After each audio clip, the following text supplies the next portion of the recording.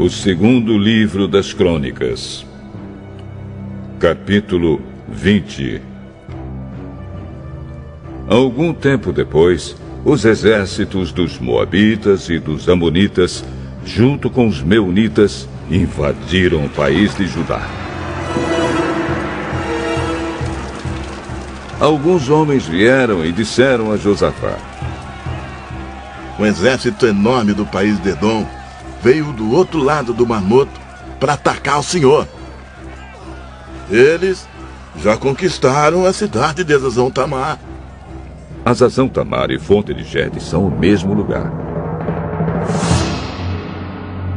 Josafá ficou com medo e orou a Deus, o Senhor, pedindo socorro. Depois deu ordem para que todo o povo de Judá jejuasse. Todos se reuniram para pedir socorro ao Senhor. De todas as cidades do país, o povo veio a Jerusalém.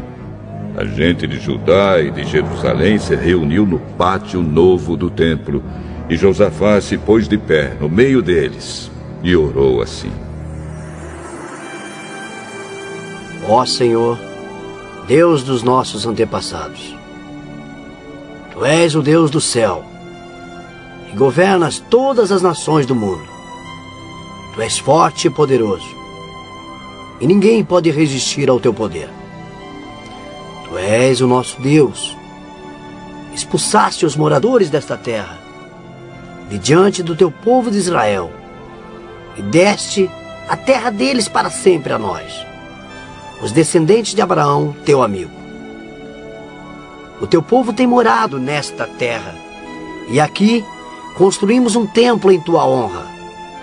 Nós dissemos assim: se alguma desgraça cair sobre nós como castigo, seja guerra, ou doenças, ou falta de alimentos, então nos ajuntaremos em frente deste templo, onde Tu moras, e no nosso sofrimento clamaremos a Ti, pedindo socorro. E Tu atenderás o nosso pedido. Agora, os Amonitas e os Moabitas, junto com os Edomitas, invadiram o nosso país. Quando os nossos antepassados estavam vindo do Egito, Tu não os deixaste invadir as terras daqueles povos. Por isso, os nossos antepassados se desviaram delas e não destruíram aqueles povos. Mas agora eles nos pagam assim. Estão nos atacando para nos expulsar da terra que nos deste para sempre. Oh, nosso Deus, castiga essa gente, pois não somos bastante fortes para resistir a esse enorme exército que está avançando contra nós. Não sabemos o que fazer e olhamos para Ti, pedindo socorro. Todos os homens de Judá estavam ali de pé, em frente do templo, junto com as suas mulheres e os seus filhos, e até as crianças de colo. De repente,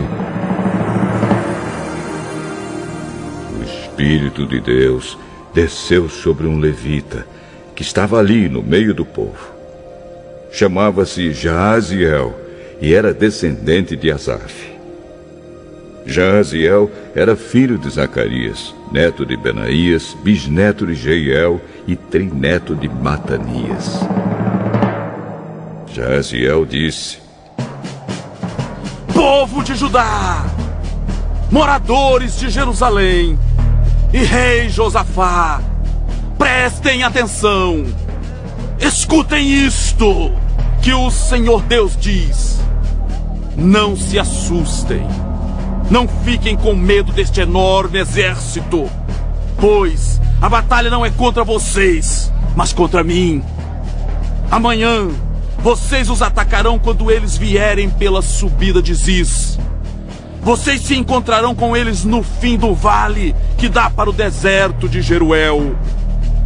Quando os encontrarem, vocês não precisarão lutar. Fiquem parados ali e verão como o Senhor Deus salvará vocês. Povo de Judá e moradores de Jerusalém, não se assustem, nem fiquem com medo. Marchem contra os inimigos amanhã, pois eu, o Senhor, estarei com vocês.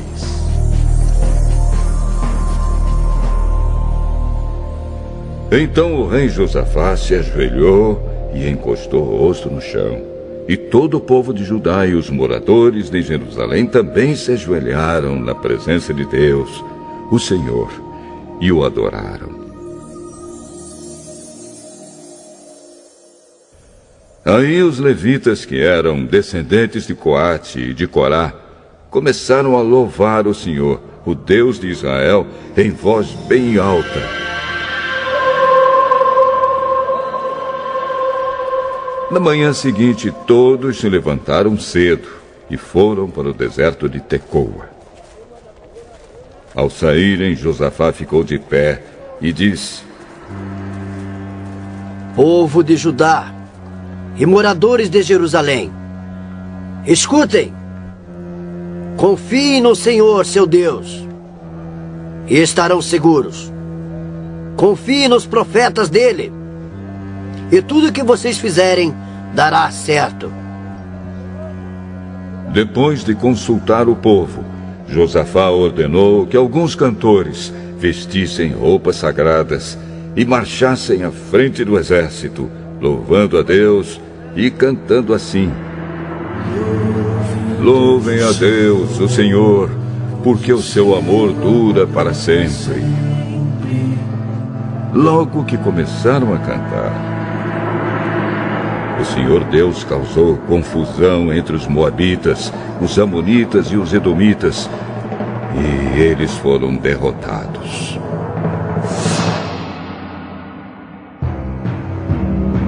Os amonitas e os moabitas atacaram os edomitas e os destruíram completamente.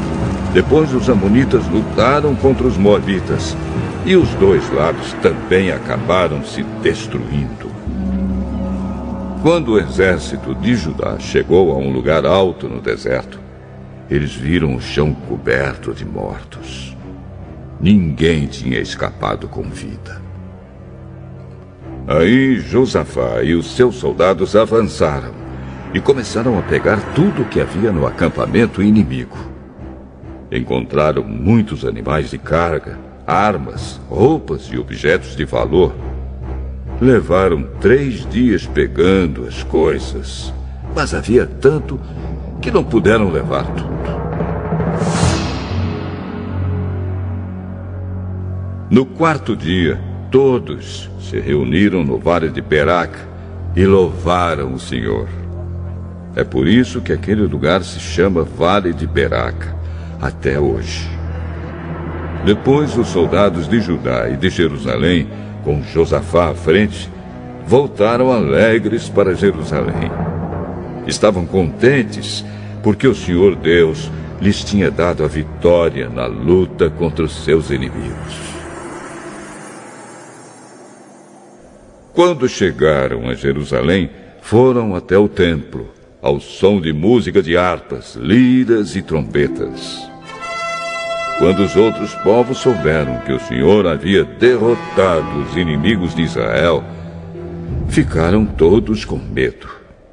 Assim o reinado de Josafá continuou tranquilo, pois Deus lhe deu paz com todas as nações vizinhas. Josafá tinha 35 anos de idade quando se tornou rei de Judá. Ele governou em Jerusalém 25 anos. A sua mãe se chamava Azuba e era filha de Sili.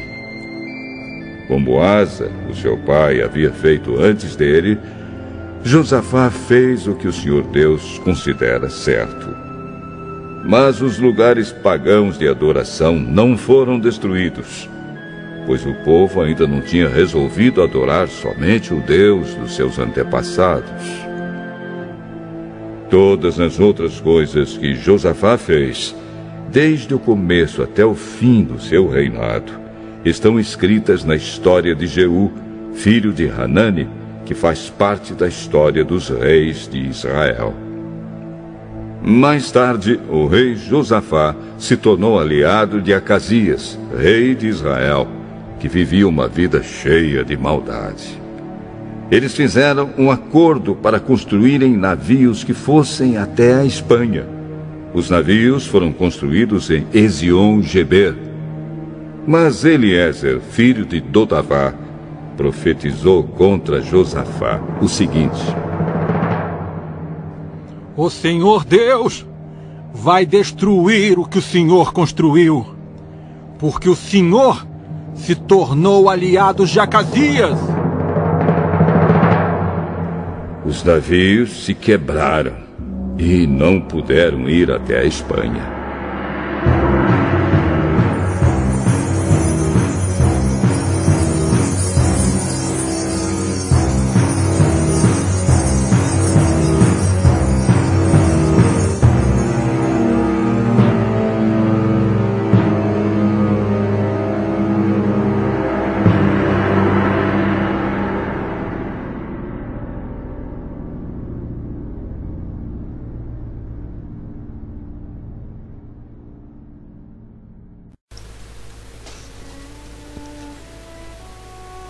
A vida é um cenário de grandes perigos.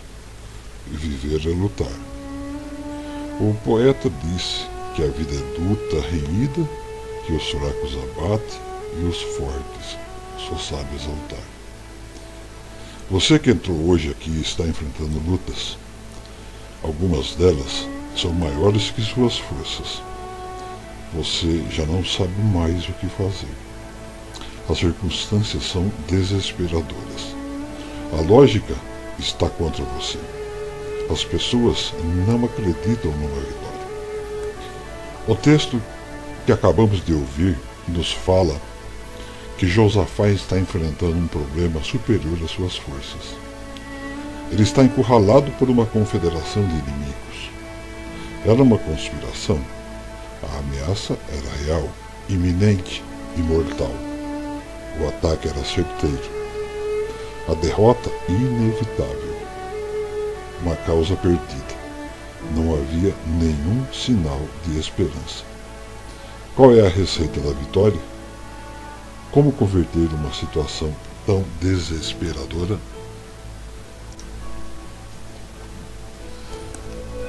Primeiro, a oração, versículo de 3 a 12. Oramos com mais frequência e mais fervor quando estamos passando por tribulações.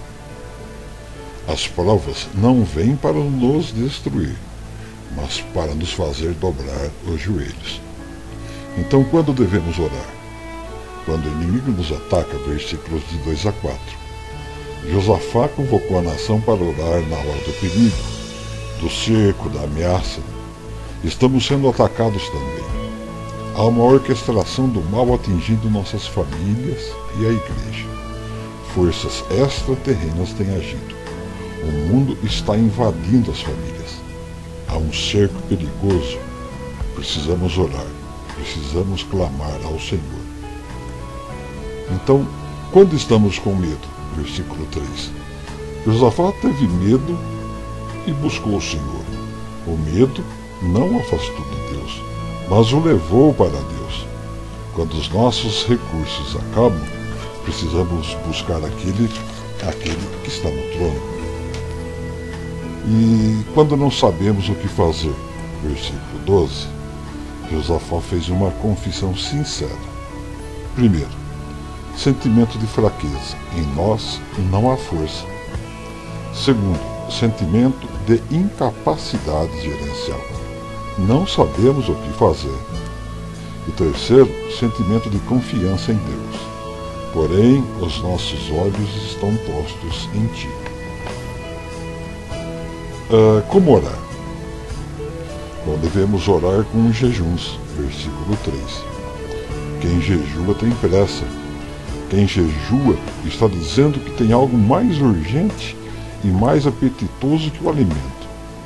Quem jejua tem fome de Deus. Quem jejua prova que precisa desesperadamente de socorro e de poder. Precisamos jejuar pela nossa vida, família, igreja e nação. Devemos orar em conjunto. Versículo 4. A nação toda se ajuntou. O rei não ora sozinho. Ele convocou o povo. As pessoas vinham de outras cidades para buscar a face de Deus. Precisamos nos reunir para buscar a Deus. Reunimos-nos para muitas coisas, mas oramos pouco. Devemos orar agarrados nas promessas de Deus. Josafá orou com base na soberania de Deus, versículo 6, e nas fiéis promessas de Deus, versículos de 7 a 11. Deus tem zelo pela sua palavra e ele zela em cumpri-la. 2. A palavra de Deus, versículos 13 até 17 e versículo 20. Além da oração, a obediência à palavra é segredo da vitória. O povo de Deus precisa se reunir para ouvir a palavra de Deus, versículo de 13 a 15. Quando a igreja está reunida ali, ordena o Senhor a sua bênção e a vinda para sempre. O nosso Deus é o Deus que fala, e Ele fala através da sua palavra. Homens, mulheres, crianças estão em pé diante do Senhor. Eles estavam atentos, abertos, sedentos, e Deus falou com eles. A palavra de Deus é a espada do Espírito. Por ela cremos, por ela vivemos, por ela somos sustentados. Ela é o alimento, ela é a riqueza, ela é a espada do Espírito. Deus fala, mas precisamos dar ouvido à palavra de Deus. Tememos porque duvidamos. O medo é produto da incredulidade. Quando andamos pela palavra, não ficamos contando os inimigos. Não olhamos para as circunstâncias, mas para o Senhor.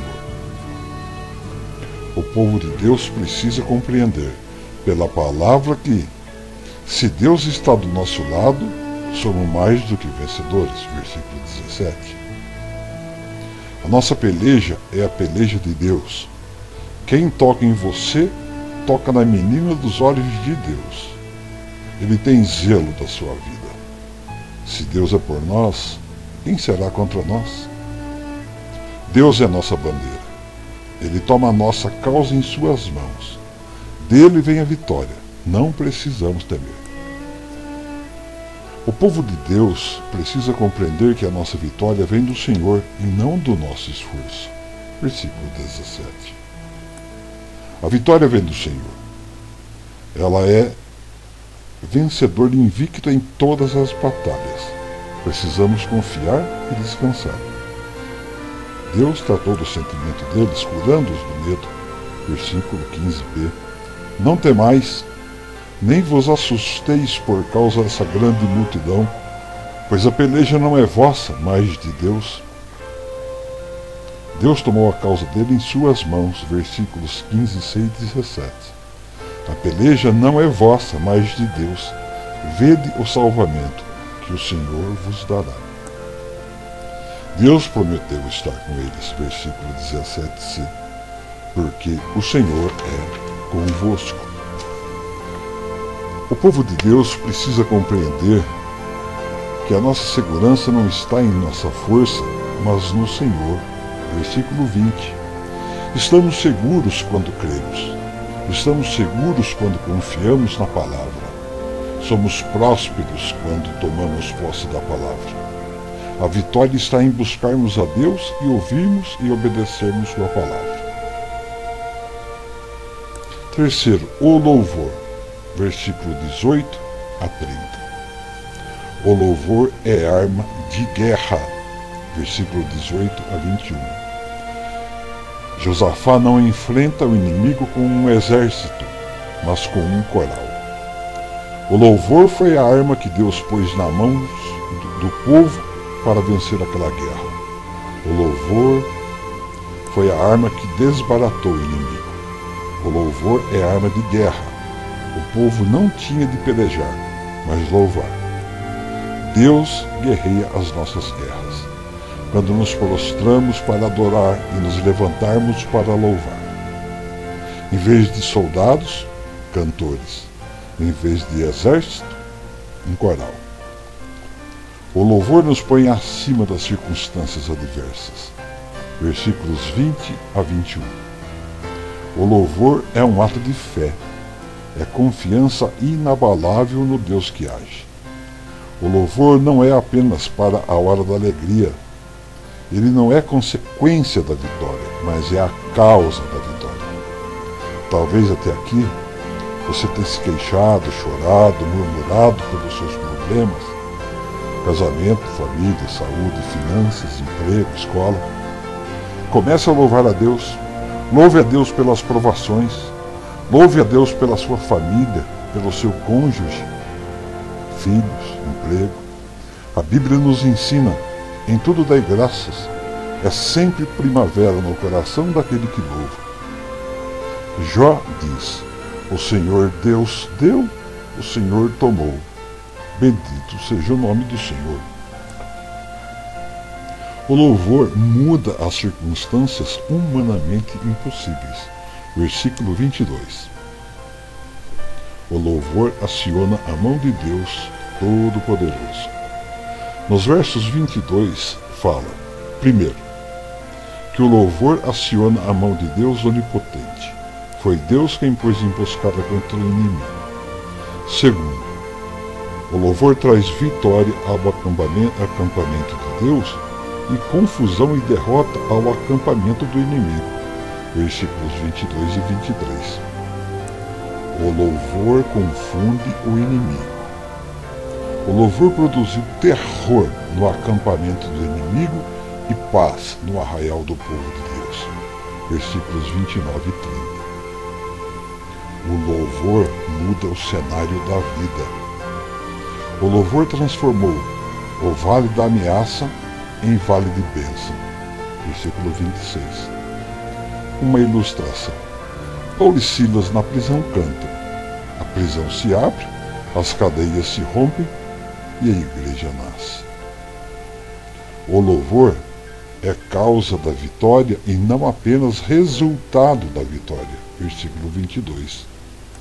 O louvor não é apenas para a hora de alegria.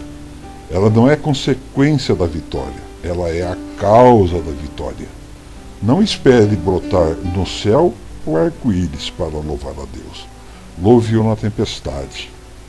Não espere o vendaval da sua família se acalmar para você louvar a Deus. Louve-o e Deus o converterá em bonança. Não espere sair do vale para louvar a Deus. Louve-o no vale e pelo vale, e Deus o converterá em um manancial. Não espere os muros de Jericó caírem para você tocar as trombetas do louvor. Toque-as para as muralhas caírem.